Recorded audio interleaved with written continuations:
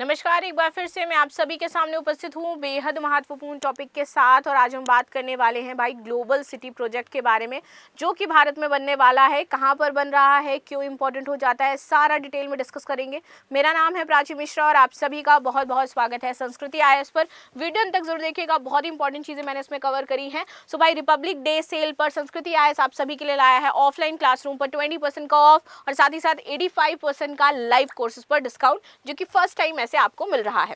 गुरुग्राम में बसेगी 1000 एकड़ में नई ग्लोबल सिटी। सीएम नायाब जी जो हैं उन्होंने तोहफा दिया है देश को गणतंत्र दिवस का। तो हरियाणा के मुख्यमंत्री हैं नायाब सिंह सैनी, उन्होंने गणतंत्र दिवस पर गुरुग्राम के विकास के लिए एक बड़ा तोहफा दिया। सोमवार को गुरुग्राम में तिरंगा फहराने के बाद सीएम सैनी ने ऐलान किया है कि 1000 एकड़ में हमारी ग्लोबल सिटी प्रोजेक्ट बनाई जाएगी।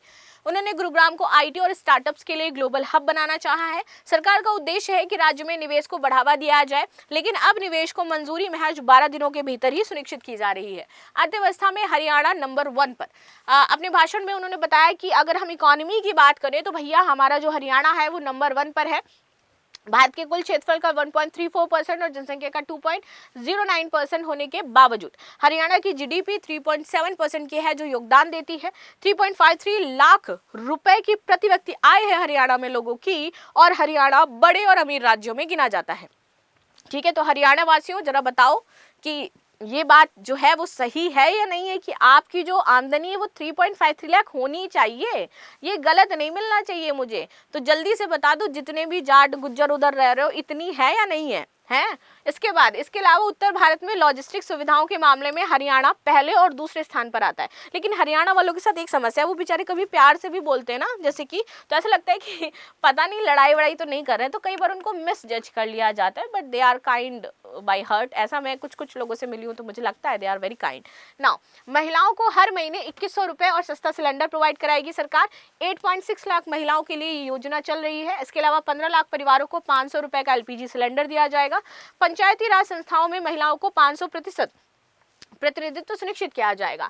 दीनदयाल लाडो लक्ष्मी योजना के तहत ये काम सरकार कर रही है। तो भैया ये लक्ष्मी योजना क्या होती है, इसको डिटेल में जान लो, ताकि आप लोग भी जो हरियाणा की महिलाएं हैं वो इस योजना के लिए अप्लाई कर पाओ। तो जिसका मुख्य उद्देश्य था कि राज्य की महिलाओं को आर्थिक रूप से सशक्त बनाया जाए। तो पंडित दीनदयाल उपाध्याय की जयंती 25 सितंबर पर 2025 में ये लॉन्च हुई थी, जिसमें महिलाओं को सामाजिक सुरक्षा, सम्मान, समानता की बात कही गई थी।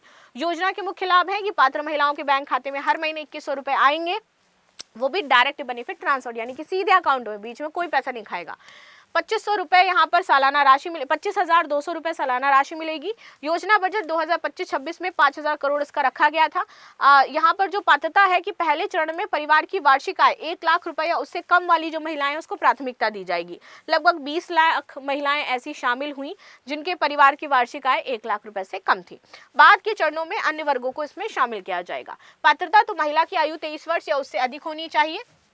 ठीक है, महिला हरियाणा की निवासी, उसके पास 15 वर्ष से अधिक का हरियाणा का प्रमाण पत्र, वोटर आईडी, आधार हो। विवाहित अविवाहित दोनों महिलाएं चलेंगी। एक परिवार में जितनी भी पात्र महिलाएं हैं सभी को लाभ मिल सकता है। कुछ अन्य सरकारी पेंशन योजनाएं जिसमें अधिक राशि मिल रही है या लाभ लेने वाली महिलाएं हैं उनको छूट मिल सकती है। लेकिन कुछ गंभीर बीमारियां जैसे कि कैंसर स्टेज 3-4, थैलेसीमिया, इसमें पीड़ित महिलाओं को अतिरिक्त लाभ दिया जाएगा। ठीक है, तो इसके तहत सरकार फिलहाल ये योजना चला रही है। बाकी आप सभी की क्या राय जरूर बताइएगा। मिलते हैं नेक्स्ट क्लास में, तब तक के लिए धन्यवाद। लाइक शेयर सब्सक्राइब करना बिल्कुल भी ना भूलें and thank you so much.